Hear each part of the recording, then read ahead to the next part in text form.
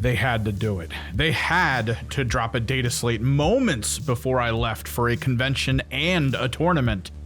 Nothing overly impressive, minor tweaks here and there. It's as if Games Workshop is honing in on more specific aspects of the game. Some of the biggest nerfs and buffs have already come and gone, but that doesn't mean there aren't any worthwhile changes here. We even have our first Season 3 team adjustment. Before we sink our teeth into all of this, I must remind you, the denizens of the universe, that this Space Hulk runs on interest. If you are new to the channel and are interested in tabletop games, the systems, the hobby, the pain of the dice rolls, don't forget to hit that subscribe button. Maybe the like, for Greg's sake. And don't forget we have a Discord linked below. If you want to continue the conversation, show off some projects, or even regale us with the legends your warriors have built for themselves, maybe think of joining up. We'd be happy to have you. With all that said, let's get into the Kill Team Quarter 2 2024 Dataslate.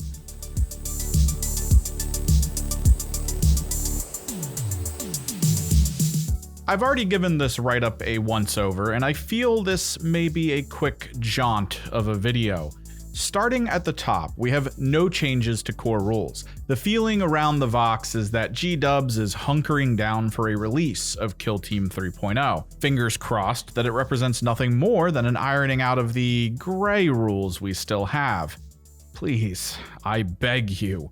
Season 1 had some minor tweaks here and there, and these changes are a bit worthwhile. We start with the Pathfinders. The recon drone's unique action, Analyze, only allows for a single dice reroll from your attacks, a shift from being any or all. A sort of sizable nerf for the ranged powerhouse team. The drone controller had its rules adjusted to be limited by the close quarters and hazardous kill zones in the same ways that all other operatives have been changed. This just lines up the rules to be how you would expect them to work.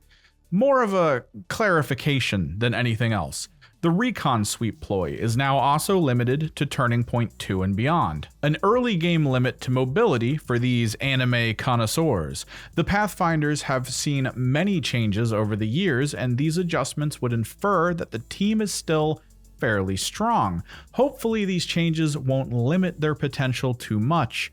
Mobility and rerolls tend to be great options after all. The Legionary received a minor change for the more casual players, but a major change for the list building functions of matched play and spec ops. It used to be that a roster could only consist of Undivided and 2 of the 4 Pantheon marks. This would force teams going into tournaments to decide between durability and range damage, speed and melee DPS.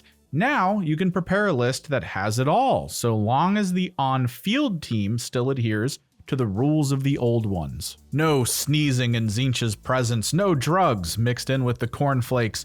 Hopefully this freedom creates some fun competitive matchups. Lastly, from Season 1, the Blooded's Oghren is gaining a similar limit to its survivability that the Gellerpox Hulks have. It can no longer find safety behind light terrain or units with less than 15 health. Not that safety ever really came to mind with the Blooded team. Despite seeing them win events often, the Blooded have dodged the balance stick until now. The squads from the Kill Team Annual seem set in stone with all their vast array of changes over the years, so this leads us to Season 2, the Close Quarters season. The first change adjusts a core tenet of the Hierotek's resurrection function. Quarter 1 adjusted the resurrection roll to a 2+, practically a guarantee. Now, instead of D3+3 healing, it will rise with D3+2. Another part of this is a change that comes from omission. The prior adjustment made the resurrection happen before living metals heal. The new one removes that facet, meaning a resurrected unit can at most come back with 5 health, 6 if the Technomancer's swarm is active, giving him a renewed sense of purpose on the roster. The Technomancer always seemed like a mediocre choice in the prior balance, simply because the units would either get up with so little health it didn't matter, or too much that it didn't really require his presence. But now there seems to be a solid purpose for bringing him. Hopefully, this hones in the oppressive nature of revived durable units. The Exaction Squad had some adjustments to a couple of ploys. The Terminal Decree ploy now allows for the Gunner operative to be able to gain its benefit regardless of range, unlike the rest of the team that is limited to 4 inches for the free reroll. Dispense Justice was also changed to allow for rerolling any of a single result during an attack. Like if you rolled a bunch of 2s, you could select those to reroll. Some minor shifts for a team that I don't really see getting much use in too many kill team tournaments. The Hearthkyn Salvagers received a couple solid buffs to their durability. Every unit has gained a passive ability, providing them a minor damage mitigation function. When within 2-inch range of an objective marker, the Hearthkyn can reduce 1 damage to a minimum of 3 off of 1 enemy retained dice during a fight action.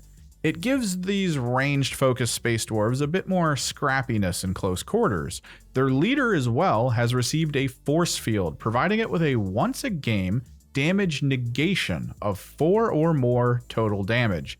This really helps, as the Thane is one of the few melee-focused units on the force. The Salvagers over time have really worked their way into my attention. Every change they have received so far makes them more of a force to be reckoned with than I think most would expect. The last of the Season 2 changes come from the Fellgor, a team that has some wild shifts in balance so far. Adjustments to the Frenzy rule, limits to the Ironhorn ability, the Warpaint cost increase. I feel like they can't catch a break, and this has continued into this quarter. The Flux Spray, Mangler, and Vandal can all say goodbye to full-on rerolls with Relentless, and can now simply reroll 1s with Ceaseless. A similar hit to what the Chaos Cult received with their Mutant nerf. This absolutely serves to reduce melee quality on these Goatmen. Even more so, the Gnarl Scar and Mangler no longer stand out with 1 more wound than the non-leader variants. The Ironhorn is now the sole 11 wound unit. A mild reduction in close range survivability, and a double nerf for the Mangler. Lastly, the Reckless Determination ploy was changed to limit its benefit to Fellgor who are not ready, as well as not in cover. This of course prevents 2 guaranteed saves from happening, a drastic drop in damage mitigation for all. I really want to like the Fellgor, but they seem to keep getting kicked around more and more. Almost as bad as the Chaos Cults or Gellerpox. Many of the tools that made them work well have been reduced or removed. I know there was a time where they were devastating, but I feel I hear less and less about their successes in the scene. Finally, we have our first look at changes to a Season 3 team, the Scout Squad. I was expecting to at least see some kind of change out of the Salvation box. For the rest of the sets, it is much too early. And the Scouts are getting some on-field reinforcement, as well as a damage boost. They get an additional non-leader operative, which puts this now 10-model team in line with other APL2 squads. A common form of balance in these kinds of situations, as we've seen with the Kroot and Commandos. The team also received a bit of a close-range damage spike by way of increasing the combat blade damage line by 1. The Hunter and the Warrior variants have access to these, and the increase in operatives will most likely see an extra warrior being fielded. Against high health opponents, this blade damage going from 3-5 to 4-6 will prove to be very useful, especially in tandem with the equipment that provides the blade the balanced rule. The first game I watched after Salvation was released was Scouts versus Novitiates. The Scouts were completely destroyed by the end. The general feeling was that they weren't really in a good place. Hopefully this minor adjustment helps enough to provide these almost elite units a better shot at victory. Time will tell. And that is all the major shifts and changes in the Q2 2024 data slate.